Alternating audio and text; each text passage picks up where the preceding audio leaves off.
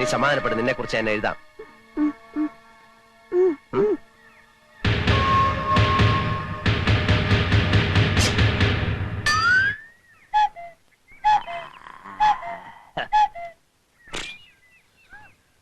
നീ എന്താ ഈ കത്തി വേഷത്തില്? ഫാൻസി ഡ്രസ് കോമ്പറ്റീഷൻ വല്ലതും ഉണ്ടോ? നന്നായിട്ട് ചേരുന്നുണ്ട്. എന്റെ ഒരു വേഷമേ നീ കണ്ടിട്ടുള്ളൂ. താമസിയാതെ പല വേഷങ്ങളും നിനക്ക് കാണാം. എന്നാ നീ ദിവസം ഓരോന്ന് ഇട്ടോണ്ട് വാ, ഞാൻ ഇവിടെ നിന്ന് മാർക്കിടാം. ഉണ്ണിക്കുട്ടൻ എന്താ പേടിച്ചിരിക്കുന്നത്? ഇതൊന്നും ചെയ്യത്തില്ല നമ്മുടെ അപ്പുക്കുട്ടൻ. അമ്പട്ടൻ. എടാ നീ കത്തി ഒളിപ്പിക്കണ്ട. നേപ്പാളി ഭാഷയിൽ അമ്പട്ടൻ എന്ന് പറഞ്ഞ അപ്പുക്കുട്ടൻ എന്നാ. എന്താ അശോകൻ അപ്പുക്കുട്ടൻ എന്നെ കാണാൻ ഇങ്ങോട്ട് വന്നത്? എന്നെ മോശക്കാരനാക്കി നാട് കടത്താനുള്ള നിന്റെ മോഹം ചീറ്റിപ്പോയി എന്ന് പറയാം. എന്നെ തോൽപ്പിക്കാനുള്ള നിന്റെ എല്ലാ ശ്രമവും ഞാൻ പരാജയപ്പെടുത്തും. നീ ഇവിടെ സുഖിച്ച് ജീവിക്കാതിരിക്കാൻ വേണ്ടി ഞാൻ മരിക്കാൻ വരെ തയ്യാറായിട്ടാണ് വന്നിരിക്കുന്നത്. അപ്പുക്കുട്ടൻ പറഞ്ഞതുപോലെ ചെയ്യുന്നവൻ. അറിയാം, ഞാൻ കേട്ടിട്ടുണ്ട്. എന്നാ ബാക്കിയും കൂടെ കേട്ടോ. 24 മണിക്കൂറിനകം വിത്തിൻ 24 hours കാഠ്മണ്ഡുവിൽ നിന്ന് ഈ കുറ്റിയും പറിച്ചു പോയില്ലെങ്കിൽ ഗൂർഖകളുടെ അടികൊണ്ട് ഈ മരത്തിന്റെ ചോട്ടിൽ നീ പരാലിസിസ് പിടിച്ചു കിടക്കും. മൂട്ടി അപ്പുക്കുട്ടനാണ് പറയുന്നത്. പിന്നെ നീ വിളിച്ചാലോടനെ വരാൻ ഗൂർഖകൾ നിന്റെ അളിയന്മാരല്ലേ? അതിലൊരുത്തൻ എന്റെ അളിയനായി. അവനെ വിളിച്ചോട് വാടാ. ഊശിയാക്കാതെ വാശിയോടാണ് പറയുന്നത്. ഞാനും വാശിയോടാ പറഞ്ഞത്. പോടാ വിട്. അരഞ്ഞണത്തിന്ന് വിട്.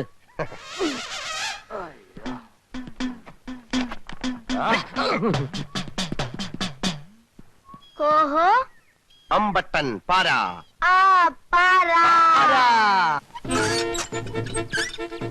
അപ്പുക്കുട്ട ഇറങ്ങി വേടാ.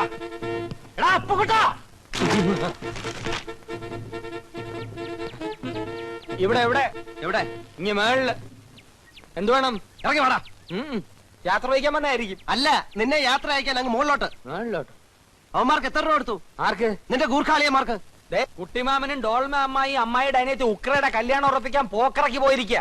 ആണുങ്ങളില്ലാത്ത നേരം നോക്കി വീട്ടിൽ കയറി പോക്കത്തിനെ കാണിച്ചാലുണ്ടല്ലോ. നീ ആണല്ലെന്നറിയാം, അതാണല്ലോ അവന്മാരെ അയച്ചത്. അവന്മാരോ? നീ എന്തുവാടേ പറയുന്നത്? തണുപ്പത്ത് പീഡിയത്തിനെ കിടന്ന് നിന്റെ പിരി ഇളയിപ്പോടാ. ഇക്കണക്കിന് പോയാൽ നിന്റെ പിരി ഓരോന്നായിട്ട് ഞാൻ ഇളക്കും. നീ കിളക്കും. എടാ നായ നടുകളിലും ചെന്നാലും നക്കിയേ കുടിക്കുള്ളൂ. ഇവിടെ വന്നിട്ട് നിനക്ക് കൂലിത്തല്ലുകാരായിട്ടാണല്ലോ കമ്പനി. ഇവൻ എവിടുന്നോ അടി കിട്ടിക്കാണ്. കിട്ടിയ ചാൻസ് കളയണ്ട. അടി ശരിക്കും കിട്ടിയല്ലേ? ഓ നിന്റെ അവന്മാരോട് ചെന്ന് ചോദിക്കേ, അവര് പറയും. വാക്ക് പാലിക്കുന്നവനാണ് ഈ അപ്പുക്കുട്ടൻ. അല്ല, അശോകൻ എന്ന് ഇപ്പൊ മനസ്സിലായില്ലേ? അവനെ ഇതൊരു സൂചനാത്തല്ല് മാത്രമാണ്, റിഹേഴ്സൽ. ഇനിയും മുറപ്പെണ്ണിന്റെ കൂടെ കഴിയുമെന്നാണ് മോഹമെങ്കിൽ അനിശ്ചിത കാലത്തേക്കുള്ള തല്ല് പുറകെ വരുന്നുണ്ടോ? അപ്പുക്കുട്ട, നിന്റെ അന്ത്യം എടുത്തിരിക്കുന്നു.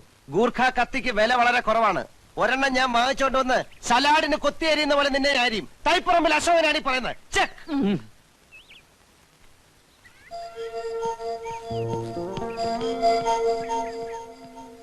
അശ്വതി, എന്നെ വിളിച്ചോ?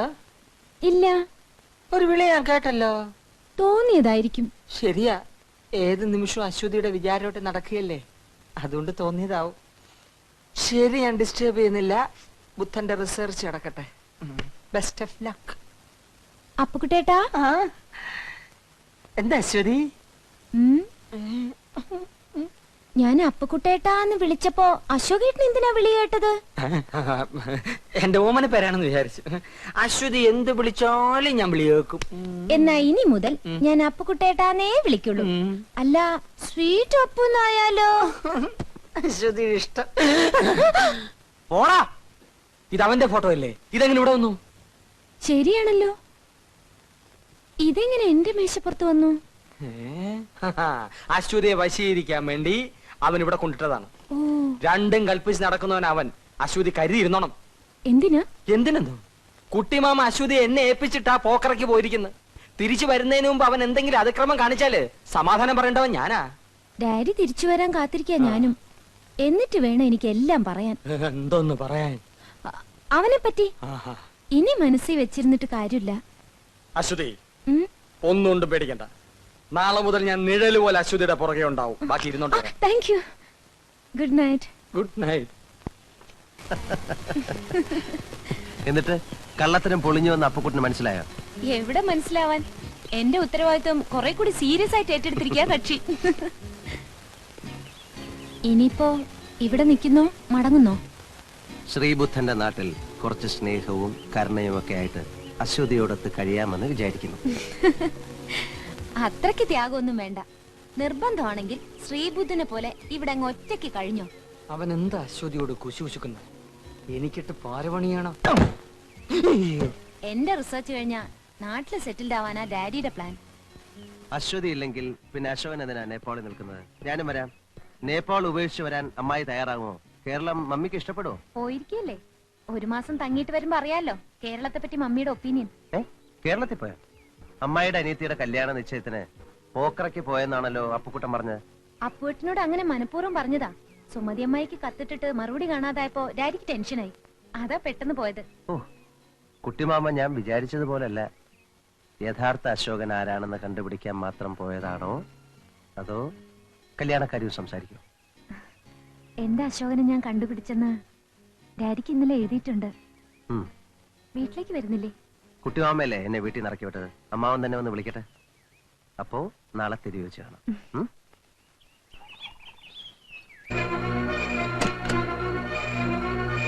അശ്വതി ഒറ്റയ്ക്ക് പോരുത്, ഞാനും കൂടെ വരാം.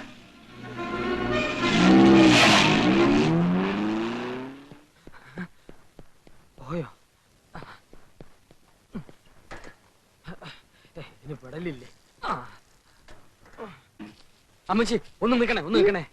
തേരി ഏക്ക് ലഡ്കാ ഏക്ക് ലഡ്കി ഇതുവഴി പോകുന്ന ദേഖി. മരത്തിന്റെ മണി. അമ്മച്ചി നേപ്പാളിയാണെങ്കിൽ എരപ്പാളിയാണല്ലോ.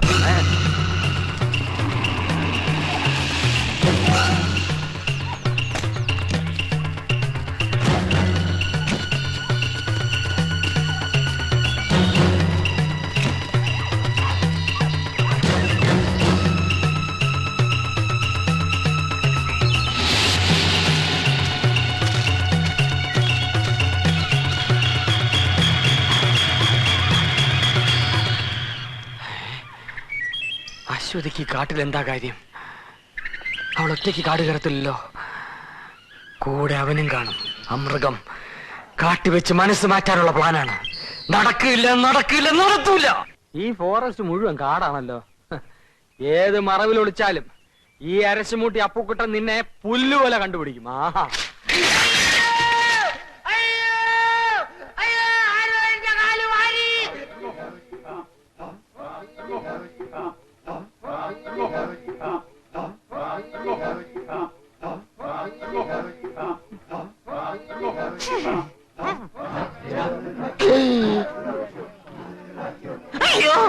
അയ്യോ എല്ലാവരും കൂടി പിച്ച് ചീന്തിട്ടുണ്ടല്ലേ? അയ്യോ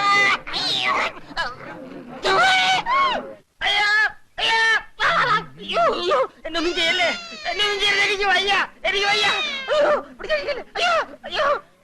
അയ്യോ ഞാൻ പാവമാണ്. എന്റെ എന്ത്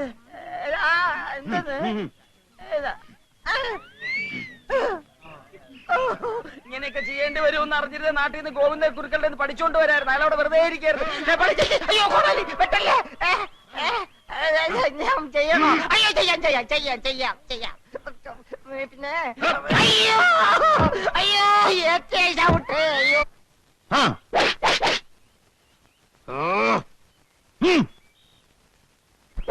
അയ്യോ പരീക്ഷിക്കല്ലേ, ഞാൻ എന്ത് വേണേലും പഠിച്ചോളാം. ആദിവാസിയോ ഓൾഡ് വാസിയോ എന്ത് വേണേലും ആകാം.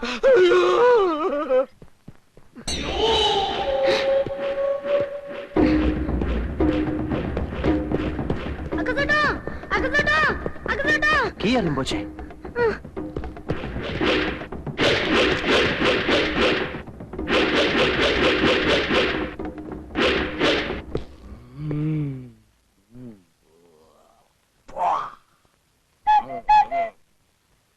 അപ്പുക്കുട്ടൻ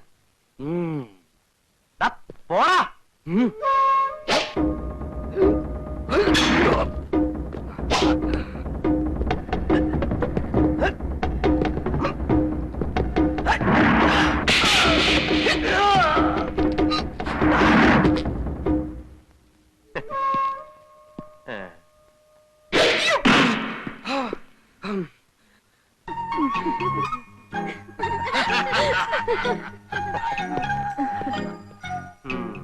പാരാ അമ്പട്ടൻ.